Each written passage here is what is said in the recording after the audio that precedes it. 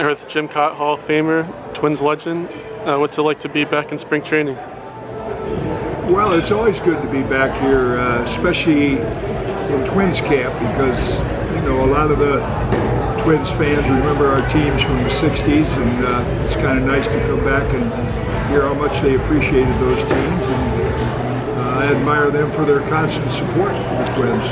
And how much time are you spending with the pitchers? Are you working with anybody in particular? No, I really don't do anything with on-the-field baseball work. I just do what I'm doing right now. I was signing some autographs. I went to a breakfast this morning for Minnesotans that have been coming down here for years. So my work now is more in the ambassador field. And what do you think about the game right now and how it's changing with the rules and everything? Well, I can't relate a lot to it. I mean, I hope that it remains and gains popularity with the way that it's being played, with a lot more emphasis on power. Maybe some of the rules, pitchers working a little quicker. Maybe the shift will add to getting the ball put in play more. That seems to be the #1 hindrance for a lot of fans continuing to follow it. So we'll hope that these changes are positive. Now, how would you compare it to when you played? How much different was the game? Is it more difficult now with the relievers coming in and throwing harder? Well, it's completely different. I mean, first of all, as it's evolved, speed and power all of a sudden became factors where in the early 60s they weren't.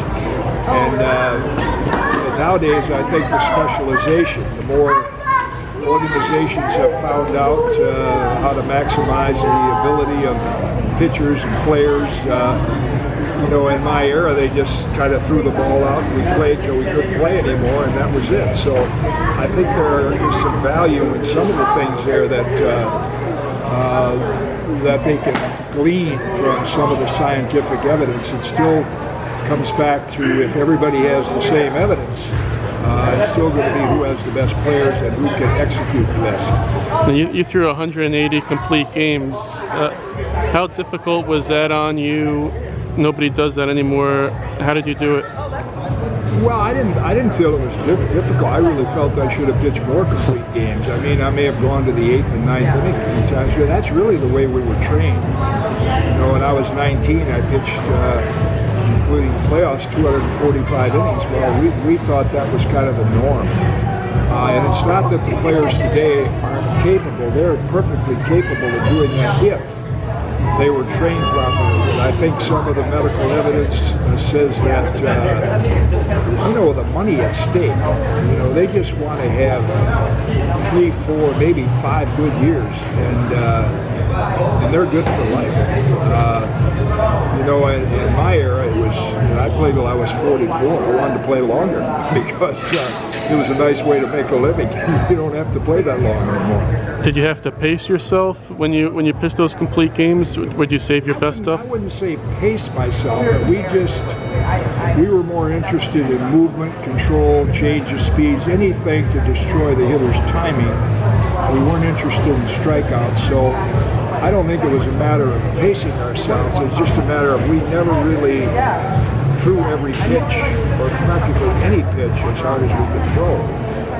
We had a number of different speeds that we could throw with, and that might not work anymore because the hitters are now more powerful as well as the pitchers. What do you think was your most effective pitch?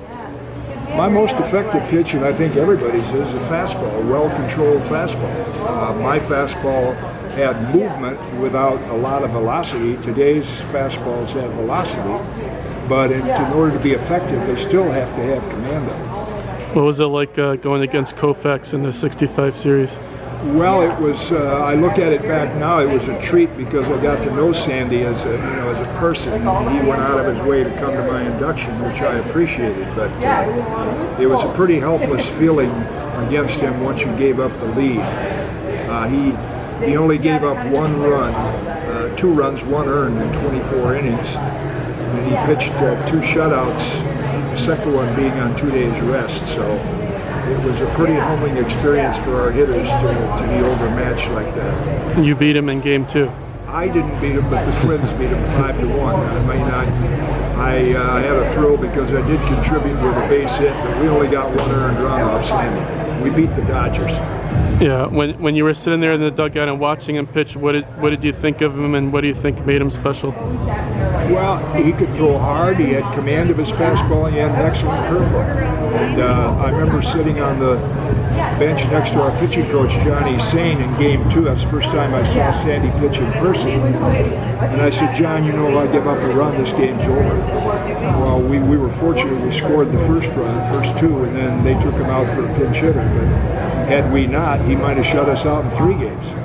And Game 7 was only a 2-0 game. Yeah, I gave up 2 runs on 3 consecutive pitches in the span of about 2 minutes, and that was the entire game right there. Junior Gilliam made a great play at third. We had a couple of men on, and Sandy couldn't throw his curveball anymore. He pitched the last 4 and a fraction innings with strictly fastballs. You said it was worth the wait to get into the Hall of Fame. What was that like?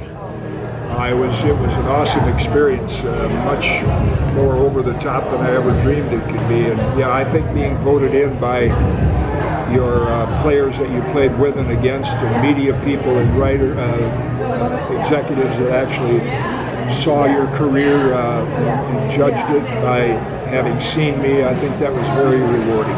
And you're wearing a shirt that says Tommy John. Are you good friends with him, and do you think he should be in the Hall of Fame? Very good friends, and if I'm on any committees, I will do everything I can. I mean, here's a guy who is more famous than Tommy John. You can go across every ballpark in America today, and you will hear the name Tommy John mentioned several times. So that's fame, and it is a Hall of Fame. And he was a great pitcher.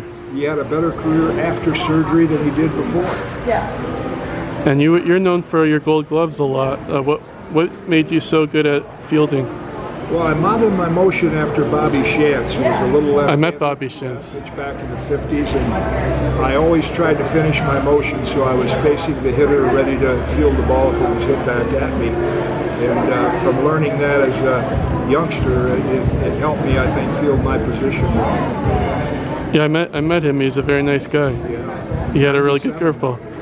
Yeah, he won the Cy Young Award.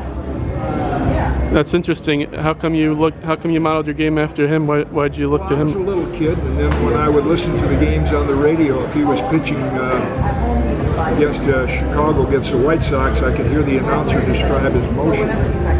So I went in the backyard, off the back of my garage with a tennis ball, and tried to mimic his motion and be in position to field the ball, and it paid off. Who was the toughest hitter you faced, do you think?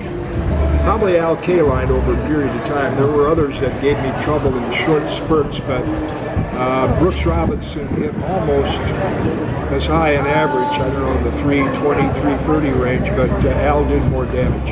And what was so tough about him?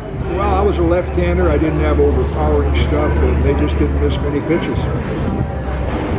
You were on the '82 World Series team. What team was that? What was that like?